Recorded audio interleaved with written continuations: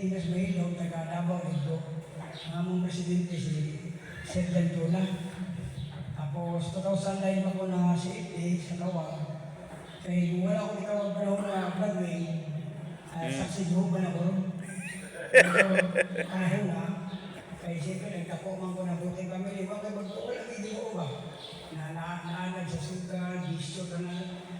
Napag magkabot sa nagkapamilya na nahinay. Tapos ito 2009, naanoon ko sa San Pedro. February ko dito, tapos si Bradshaw Fernandez, dito ko na, ano ba, nainakbo na ito, Bible rally, sino na anak ng mga bunagay, no? So, nanilo dito ka, February 23, dahil tinakot ko dito. 2009, si Sok Fernandez, talang pangutana, dito ba ko?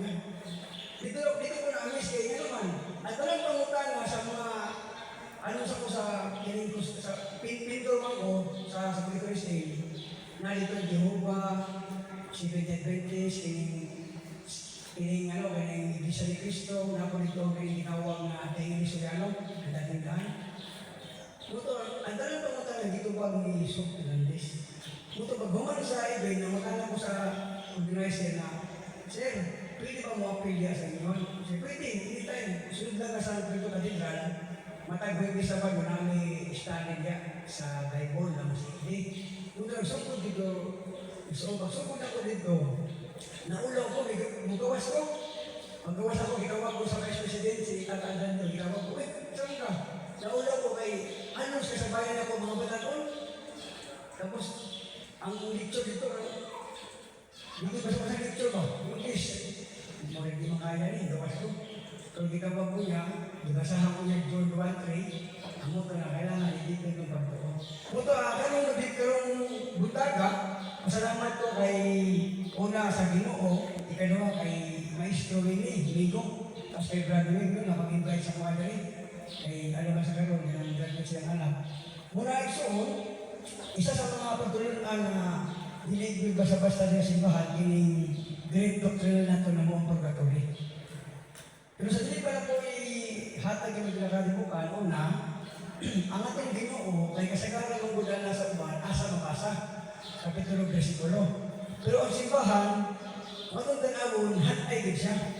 Kaya naman, atong tanawon sa Mateo kapitulo 28, versikulo 20, ang Ginoo maingon niya, "Tuloy sila sa nang gisugo ko kaninyo." So sa ito ba, diya pa ng puntuha, na gisugo ang Ginoo. Muna ang simbahan, matong tanawon sa 1 Timoteo, kapitulo 3, versikulo 15, ingon diyan ng isang Pablo, na kumalaman mo na po Timoteo, na sayot ka pag dumala sa balay sa Diyos, amoy buhing simbahan at haligi pasakuranan sa kamaturan. So sa ito po, ang balaan kasulatan, nagpadayag na ang dalang kamaturan na sa simbahan. Pwede ba itong tanawon, ang realidad mo, kuha na ka ng isa ka-international estupidya, walay ginapida, dili katoliko, kanang international estupidya, volume 15, page 520, gingon diya. There are two valid definition of the Catholic Church Comparable to the two-fold religion of Jesus Christ is found there who was both human and divine. So sa ito pa, dito makita, ang matuod na simbahan niya ay, ang nagtukod niya ang matuod na Diyos, kung matuod na tao, binuha ito Diyos sa Christ. Muna, ang naigsoon. So sa ito pa, di kami na natulog sa Mateo 16:18, kung sa hindi sa kong Ginoo, sa unang sa tupapa, jagat ng Yahweh, ingon siya, inagad ko kanyang mga Yahweh sa pinagalitan sa langit, kung sa itugod sa yuta, itugod sa langit, ang igawin sa yuta, igawin sa langit. So sa ito pa, dito makita ang simbahan niya ito. Muna, gawas sunod ka natin simbahan, hindi sa matalog na naman, natin ang pundasyon. Una kayo magisterium. Muna ang authority na gamit ng Ginoo, ang pinagawa na 1:16 na ang sa tumama ko, ang una sa Pedro. Pero si Pope Francis. So sa tumama kayo magisterium. Ikalawa kayo huling tradisyon. Kaya igawin din sa mga 2:15. Mga pagtulunan, hope palino ang tradisyon. Pinaagi sa mga sulat at binamba. So sa tumama, ang huling tradisyon, gikan sa mga apostoli sa lugar, nagpanayin din siya.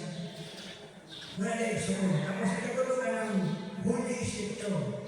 Ikadawang Timoteo 3:16, ang balaan ng salatan, mupahibang lo, mupatlo, mutudlo, kumusahan din ako pinag sa mga bugma. Sa ito, pati ang parang protection na ito, hindi na may Bible na